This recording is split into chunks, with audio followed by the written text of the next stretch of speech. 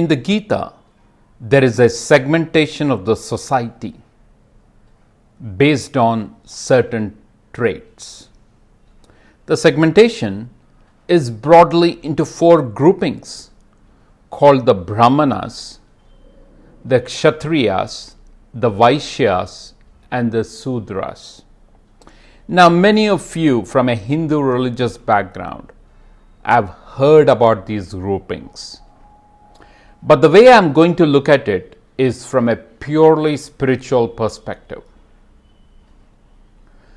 I'll give you my view on the groupings, its background, and the way we can understand that in today's day and age.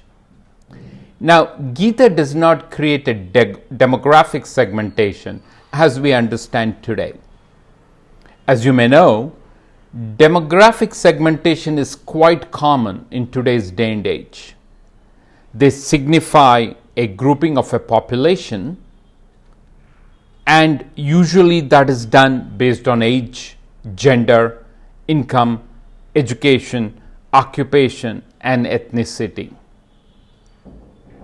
Demographics are used in a wide range of fields, including marketing, public policy, and economics, to understand and analyze the composition and trends of a population. Businesses use demographic information to target specific customer groups, while, as you know, governments use it to create and allocate resources in a certain way. But Krishna's grouping in the Gita, on the other hand, is not a demographic segmentation at all. It is based on the type of work, attributing certain aspects of governance of the daily life to each segment. Let us look at the four groupings and the interplay between each, and you will realize how much connected they are. The first grouping is the Brahmanas. The Brahmanas are members of a section who are expected to perform fair, ethical, just, and compassionate actions. Righteous knowledge is supposed to be embedded in a Brahmana's action. A Brahmana's role in the Gita was to guide others on righteousness and lead the way for human and spiritual development in the world. The Brahmana emphasized education and a natural path of becoming teachers, coaches, and mentors. In the ancient Indian scriptures, you will find, as an example, several references to kings and emperors seeking the advice and guidance of the Brahmana seers. Often this first category of grouping by Krishna, which is the Brahmanas, they were entrusted to become the trusted advisor and minister to the king and their kin. They remained unbiased. That was the expectation, not to be greedy of material desires. They were supposed to live a life of simplicity and humility. The care and well-being of the Brahmanas were the responsibility of the other three segments of the population, which I'll cover in a bit. There was an unwritten rule that the Brahmanas should be taken care and which the society honored. The simple reason for entrusting this care and well-being of the Brahmanas to the other three segments was to give the Brahmana the independence and the freedom to act unbiased and without a personal vested interest. Let's look at the second grouping, or the Kshatriyas.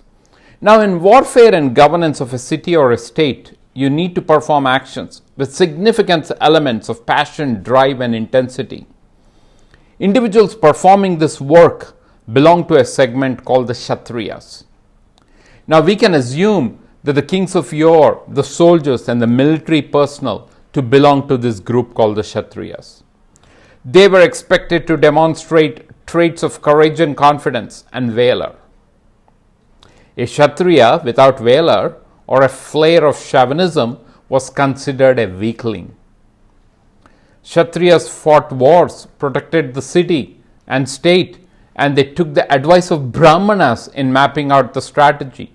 You already see the connection between the first category and the second category. Kshatriyas focused on safety and security. Arjuna of the Gita himself was a Kshatriya focused on safety and security. The third category is the Vaishyas. Now, in trade and commerce, you need vital elements of persistence and tact.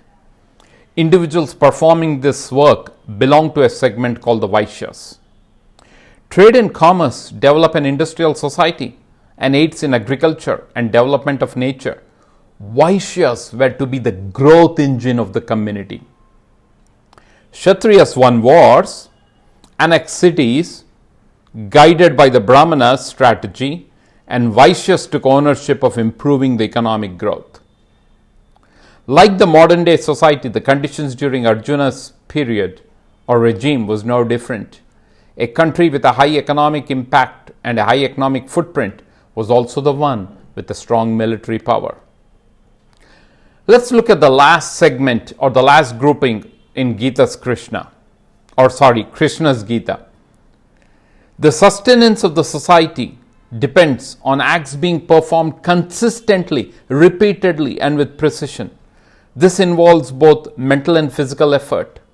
This trait and skill was attributed to the fourth and the final segmentation, also called the Shudras. This group was like the frontline workforce of today, committed and dedicated. Shudras are the hardworking individuals who toil, work the machinery, and sustain the upkeep of a clean environment. They were the worker bees. Kshatriyas ruled and executed under the guidance of Brahmanas. Vaishyas managed trade and commerce, and Shudras made things happen. The focus of the Shudras was execution, and that thorough execution makes the difference and allows the society to develop. Righteous action bound all the four segments of the population. Arjuna was a Kshatriya. His moral action was to fight the war and protect the interests of an ethical society. But he could not do that without the other three segments of Brahmanas, Vaishyas, and Shudras. Gita has provided a demographic classification based on an individual's work. Each segment of the population had standards and expectations set. Each section, each segment was equally important in the development of the nation state. Valor by the Kshatriyas would have no meaning without a strategy defined by the Brahmanas. A strategy would have no meaning without an underpinning, robust economic foundation created by the Vaishyas. And above all, nothing would be possible without the Shudras doing the work or focused on execution. There is no reference in the Gita to say a natural birth defines an individual's class. In the current day and age, many of us take on some component of each of these four groupings that I defined. We focus on righteous knowledge, demonstrating a zeal to achieve. We take on the role to grow and improve our own households and society. And lastly, we continue to sustain it through hard work and execution, both physical and mental. We all take on the four roles in our daily operational life. A person may, by his action, strongly align to one of the categories defined by Krishna. It does not imply, though, that the son or the daughter will perform activities representative of that category. He or she may perform actions to align to any of the other three categories, not necessarily one. It is by your actions that you get attributed to one of the categories that Krishna has defined. In that sense, Gita in this respect is not casteist or religionalist at all. Any flack that Gita draws for being casteist and racial is short-sighted and devoid of any facts.